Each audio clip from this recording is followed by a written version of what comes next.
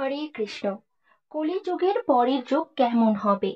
আপনারা হয়তো নিশ্চয়ই জানেন যে হিন্দু ধর্মগ্রন্থে সময়কাল চক্রকে 4 ভাগে ভাগ করা হয়েছে: সত্যযুগ, ত্রেতা যুগ, দ্বাপর যুগ আর কলিযুগ। এখন আমরা যে যুগে বসবাস করছি তাকে কলিযুগ বলা হয়। কলিযুগ মানে এমন এক যুগ যে যুগে সমস্ত মানবজাতির মন অসন্তুষ্টিতে ভরা রয়েছে। সবাই মানসিকভাবে দুঃখী রয়েছে, আর ধর্ম কেবলমাত্র 4 ভাগের 1 ভাগই রয়ে গেছে। বর্তমান সময়ে চারিদিকে শুধু লোভ, প্রতিশোধ, অহংকার আর আতঙ্কই দেখতে পাওয়া যায়। পুরাণে কলিযুগের মানুষকে অভিশাপের সমান মানা হয়েছে। কিন্তু ভক্তবৃন্দরা, আপনারা কি জানেন এই কলিযুগ কবে শুরু হয়েছে? আর এই অভিশাপিত যুগের বিনাশ কবে হবে এবং তারপর কোন যুগ আসবে? তাহলে চলুন জেনে নেওয়া যাক কলিযুগের পরের যুগ কেমন হবে। ভক্তরা, ধার্মিক গ্রন্থ অনুযায়ী যুগ পরিবর্তনের এটি 22তম চক্র চলছে। ভগবত গীতাতেও এই কথার বর্ণনা পাওয়া যায়। ভগবত গীতা অনুযায়ী পরিবর্তনই এই সৃষ্টির নিয়ম। যেমন আত্মা এক শরীর ছেড়ে অন্য শরীর ধারণ করে, যেমন দিনের পর রাত হয়, ঋতুও তার নিশ্চিত সময় অনুযায়ী পরিবর্তন হয়, ঠিক সেই রকম এক নির্ধারিত কালখণ্ডের পর যুগ পরিবর্তন হওয়াটাও এই সৃষ্টির নিয়ম।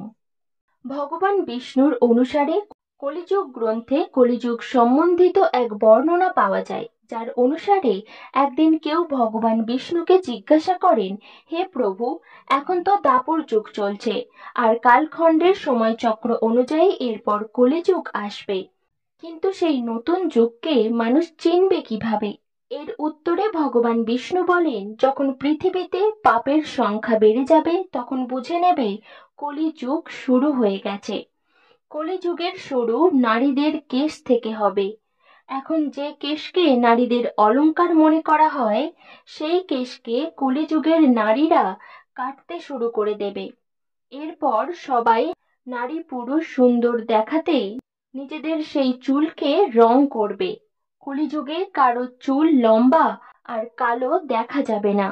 এরপর যেদিন পুত্র হয়ে পিতার গায়ে হাত তুলবে সেদিন বুঝে নেবে কলিযুগ শুরু হয়ে গেছে। শুধু তাই নয়, তখন সব ঘরে ঘরে কলঙ্ক আর অপবাদ হবে। কেউ মিলেমিশে একতা হয়ে থাকবে না। মানুষ নিজের বাড়িতেই নিজেদেরকে হত্যা করবে। তখন বুঝে নেবে কলিযুগ তার চরম সীমায় পৌঁছে গেছে। তখন আমি, শিব আর ব্রহ্মা এক হয়ে যাব, আর এই পাপকারী কলিযুগকে ধ্বংস করে দেব। এরপর এক নতুন যুগের শুরু হবে, যেখানে সবকিছুই সত্য হবে। কলিযুগের সময়কাল হিন্দু ধর্মগ্রন্থ অনুযায়ী কলিযুগের সময়কাল 4,32,000 বছর। এখন কেবলমাত্র কলিযুগের প্রথম চরণ চলছে। এমনও মান্যতা রয়েছে যে কলিযুগের শুরু 3102 ঈর্ষা পূর্বে হয়েছিল, যখন 5 গ্রহ মঙ্গল, বুধ, শুক্র, বৃহস্পতি আর শনি মেষ রাশিতে 0 ডিগ্রিতে পৌঁছে গিয়েছিল। এর অর্থ হলো কলিযুগের 5121 বছর পেরিয়ে গেছে, আর 4,26,880 বছর এখনো বাকি রয়েছে। কিন্তু কলিযুগের বিনাশ কিভাবে হবে? এর বর্ণনা আমরা ব্রহ্ম পুরাণে পাই।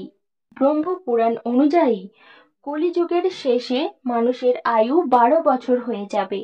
এই সময় মানুষের মধ্যে দুর্ভাবনা আর দুশ্চিন্তা বাড়বে। কলিযুগের আয়ু যেভাবে বাড়তে শুরু করবে, সেভাবে নদীগুলো শুকোতে শুরু করবে। বেইমানি আর অন্যায়ভাবে ধন উপার্জন করা মানুষদের সংখ্যা বৃদ্ধি পাবে। ধনের লোভে মানুষ কাউকে হত্যা করতেও পিছপা হবে না। মানুষ পুজো পাঠ, ব্রত, উপবাস আর সবাই ধার্মিক কর্ম করা বন্ধ করে দেবে। গরু দুধ দেওয়া বন্ধ করে দেবে। মানবতা নষ্ট হয়ে যাবে। নারীরা একদম সুরক্ষিত থাকবে না। নিজের বাড়িতেই তাদের শোষণ হতে হবে। নিজের লোকেরাই তার সাথে ব্যভিচার করবে। বাপ বেটি, ভাই বোনের মতো সম্পর্ক শেষ হয়ে যাবে। এক ভাই আর এক ভাইয়ের শত্রু হয়ে যাবে। বিবাহের মতো পবিত্র সম্পর্ক অপবিত্র হয়ে যাবে, কারণ বিবাহিত জীবন সুখময় হবে না। স্বামী স্ত্রী একে অপরকে প্রতারিত করবে। কলিযুগের সমাজ হিংস্র হয়ে পড়বে। যারা বলবান হবে তারাই রাজা হবে। আর আতঙ্ক যখন চরম সীমায় পৌঁছবে তখন ভগবান বিষ্ণু কল্কি অবতার নেবেন আর পৃথিবীর সমস্ত অধর্মীয়দের বিনাশ করে দেবেন। শিব পুরাণেও কলিযুগের সম্বন্ধে বলা হয়েছে। শিব পুরাণ অনুযায়ী ঘোর কলি আসার পর মানুষ পুণ্য কর্ম ছেড়ে পাপ কর্ম বেছে নেবে। সবাই সত্য থেকে মুখ ফিরিয়ে নেবে। একজন আরেকজনের সম্পত্তি ছিনিয়ে নেবে। পরস্ত্রীতে মানুষের মন আসক্ত হয়ে পড়বে। মানুষ অন্য প্রাণীদের হিংসা করতে শুরু করবে। তখন এমন সময় আসবে সবাই নাস্তিক আর পশু বিদ্বেষ হবে। সন্তান নিজের মা বাবার সাথে সম্পর্ক রাখবে না। ব্রাহ্মণ বেদ বিক্রি করে সংসার চালাবে। ধন উপার্জন করার জন্যই মানুষ লেখাপড়া করবে। মানুষ নিজ জাতির কর্ম ছেড়ে অন্যদের ঠকাবে। কলিযুগে নারীরা নিজের স্বামীকেই অপমান করবে। শ্বশুর শাশুড়িকে ঘৃণা করবে। কাউকে ভয় পাবে না। কলিযুগের মনুষ্যেরা নোংরা খাবার খাবে। তাদের আচরণ খুবই খারাপ হবে। স্বামী সেবা থেকে সর্বদাই বিমুখ থাকবে নারীরা। ভক্তবৃন্দরা, শিব পুরাণে বর্ণিত এই সব কথা আজও সত্যি ঘটতে দেখা যাচ্ছে। এখনো পর্যন্ত কলিযুগের শুধুমাত্র 5000 বছরই পুরো হয়েছে। এখনো কলিযুগ সমাপ্ত হতে লক্ষ বছর দেরি রয়েছে। তাহলে একবার ভাবুন, কলিযুগ যখন তার চরম সীমায় পৌঁছবে তখন সেই সময় কি হবে। এছাড়াও ভগবান শ্রীকৃষ্ণ বলেছেন কলিযুগের বিনাশ কিভাবে ঘটবে, যার বর্ণনা মহাভারতে করা হয়েছে। শ্রীকৃষ্ণের কথা অনুযায়ী কলিযুগের শেষের দিকে বড় বড় ভয়ঙ্কর যুদ্ধ হবে। অধিক বৃষ্টি, প্রচন্ড অন্ধকার আর খুবই গরম পড়বে। মানুষ ফসল কেটে নেবে, বস্ত্র চুরি করবে, জল পান করার পাত্র চুরি করে নিয়ে যাবে। চোর নিজের মতো চোরদের ঘরেই চুরি করবে। হত্যাকারীরও হত্যা হবে। চোরের দ্বারাই চোরের নাশ হওয়ার মানুষের কল্যাণ হবে। যুগের শেষে মানুষের আয়ু 12 বছর হয়ে যাবে। মানুষ দুর্বল আর নানান রোগে ভুগবে। সে সময় রোগের কারণে ইন্দ্রিয় নিস্তেজ হয়ে পড়বে। ভগবান শ্রীকৃষ্ণ আরো বলেছেন, কলিযুগে যখন পাপ তার চরম সীমায় পৌঁছবে আর পৃথিবী থেকে ধন সমাপ্ত হতে থাকবে, তখন আমি কলি রূপে অবতার নিয়ে এই সৃষ্টিকে পাপ মুক্ত করব। এরপর যে নতুন যুগ আসবে তাকে সত্য যুগ বলা হবে। অর্থাৎ যুগ পরিবর্তনের 22তম চক্র পূর্ণ করে 23তম চক্রে প্রবেশ করবে। এরপর আবার নতুন যুগের শুরু হবে, যাকে সত্য যুগ বলে জানা যাবে। কেমন হবে সত্য যুগ? সত্য যুগের আয়ু 17,28,000 বছর হবে। সত্য যুগে মানুষের আয়ু 4000 বছর থেকে 10,000 বছর পর্যন্ত হবে।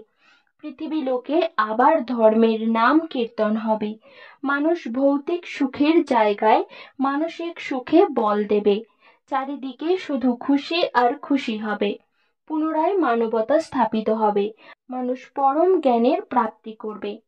মানুষ পুজো পাঠ, ব্রত, উপবাস বিশ্বাস করবে। সত্য যুগের মানুষ নিজের তপবলে ভগবানের সাথে কথা বলতে পারবে। এই সময় মানুষ তার শরীরের উপর পুরো নিয়ন্ত্রণ থাকবে। আত্মার সাথে পরমাত্মার মিলনের ফলে সবাই সুখী হবে। অর্থাৎ সত্য যুগকে এই সৃষ্টির স্বর্ণ যুগ বলা হবে। কিন্তু ভক্তবৃন্দরা, সত্য যুগ আসতে এখনো বহু সময় বাকি রয়েছে। কেননা আমরা কলিযুগে নিজের ধর্ম আর কর্ম দিয়ে সত্য যুগের মতোই বাঁচার চেষ্টা করি। কারণ ধার্মিক গ্রন্থেও এই কথার বর্ণনা পাওয়া যায়। কলিযুগের যেসব মানুষ ধর্ম আর কর্মের উপর বিশ্বাস রাখবে তাদের সত্য যুগের মতোই সুখের প্রাপ্তি হবে। তাহলে ভক্তবৃন্দরা, আশা করি ভিডিওটি আপনাদের ভালো লেগেছে। আজকের এই ভিডিও এই পর্যন্তই। সকলে ভালো থাকুন, সুস্থ থাকুন। ভিডিওটি ভালো লাগলে অবশ্যই একটি লাইক এবং কমেন্টে নিজের ইষ্টদেবের নাম লিখতে ভুলবেন না। চ্যানেলে যদি নতুন হয়ে থাকেন তাহলে দয়া করে চ্যানেলটিকে সাবস্ক্রাইব করে নেবেন, অনুরোধ রইল। হরে কৃষ্ণ, রাধে রাধে।